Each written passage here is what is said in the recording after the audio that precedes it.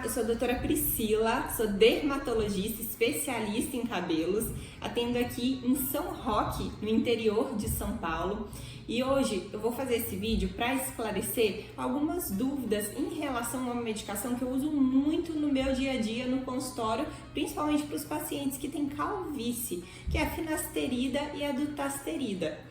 Essas medicações, gente, elas são muito importantes no controle da evolução da doença. Portanto, quem tem uma predisposição genética para desenvolver calvície, pode ser que em algum momento da vida precise de usar essas medicações e às vezes fica com receio, porque a gente vê muito falar na internet, ou tem alguns pacientes que relatam que quando eles começam a tomar nas rodinhas de amigos, as pessoas começam a brincar que ele vai ficar broxa, que não vai dar conta, que essa medicação vai interferir. Bom, e não é bem assim.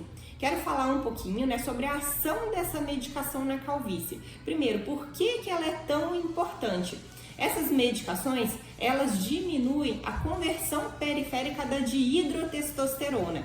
Então, a gente tem a testosterona, que é o hormônio masculino, e através de uma enzima, que é a 5-alfa-redutase, ele se transforma na dihidrotestosterona, que é um hormônio ainda mais potente, que vai se ligar no receptor do cabelo, gerando afinamento, miniaturização do fio, então vai fazer a calvície do paciente evoluir. Quando a gente usa a medicação que gera esse bloqueio, que ele inibe essa ação da 5-alfa-redutase, vai diminuir a concentração da dihidrotestosterona, que é esse hormônio que ele é muito potente para afinar o cabelo. Então, dessa forma, a gente consegue, de uma maneira bem efetiva, controlar a evolução da calvície. Então tem muito estudo com a segurança da medicação, muitos anos de uso da medicação. Mas por que veio essa questão desses receios, desses efeitos colaterais das medicações? Primeiro, a gente tem que ter em mente que realmente toda medicação pode ter algum efeito colateral. Mas falando principalmente desse principal receio, que é a impotência sexual, o nível de possibilidade disso acontecer é bem baixinho, chega a mais ou menos 1,5%. A gente observa na prática que muitas vezes se interfere muito mais essa questão, o receio emocional, o estresse, do que realmente de fato a ação da medicação. Então, por exemplo, quando o paciente começa a tomar a medicação, às vezes de tanto ele ouvir falar, ele já fica com aquilo na cabeça.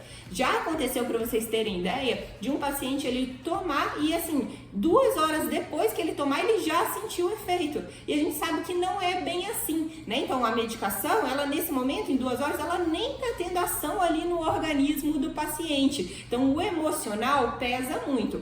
Para a gente ter certeza que está relacionado com a medicação, esse efeito, por exemplo, de impotência, que é o grande receio, o ideal seria a pessoa tomou a medicação, aí ela ficar sem tomar para ver se isso vai se normalizar e depois voltar a tomar novamente, que aí é uma prova terapêutica de que realmente poderia ter uma associação. Mas, de uma forma em geral, sempre antes da prescrição, eu como dermatologista especialista em cabelos, sempre peço os exames gerais que vão ajudar na segurança da medicação. Então, a gente vai avaliar como está esse nível hormonal do paciente, como está o espermograma dele.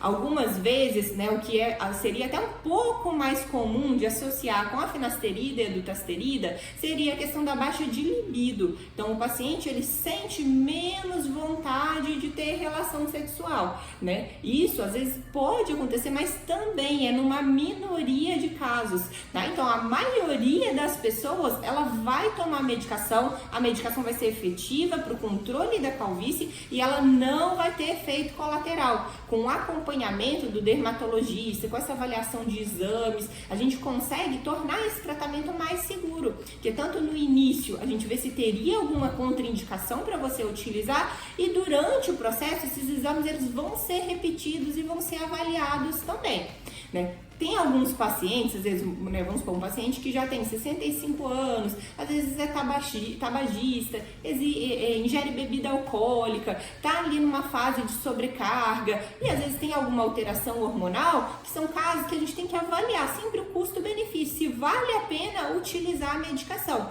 Mas para paciente, né, que é jovem, que não tem ali nenhum efeito colateral, nenhuma contraindicação, que tá tudo ok nos exames, né, a chance de acontecer e desenvolver é muito pequena, né? Então, e por isso, né, eu sempre converso aqui com os pacientes. É lógico que é uma escolha conjunta, mas a gente precisa de ter em mente, né, que a segurança da medicação ela é alta. E, né, mais recentemente, na verdade, assim, nos últimos 10 anos, cada vez mais tem sido realizada o uso dessas medicações de forma localizada ali no folículo, através de aplicação. Então, a gente injeta a medicação de uma forma que ela vai ter uma ação bem concentrada, onde ela precisa de agir, com a chance ainda menor de ter efeito colateral. Então, não tem motivo para você deixar de tratar sua calvície por receio, por o que você escuta falar. Procure uma profissional de confiança e capacitada que vai esclarecer as suas dúvidas e vai te orientar se realmente, né, essa medicação ela seria bem indicada para você utilizar. Se ficou alguma dúvida, pode colocar aqui nos comentários. Depois eu vou gravar novos vídeos para trazer um pouquinho mais desse tema que tem tantos mitos, né, ao redor, para a gente esclarecer as dúvidas de vocês. Não deixe aqui de se inscrever no canal, de me acompanhar lá no Instagram para você aprender a cuidar da melhor forma do seu cabelo.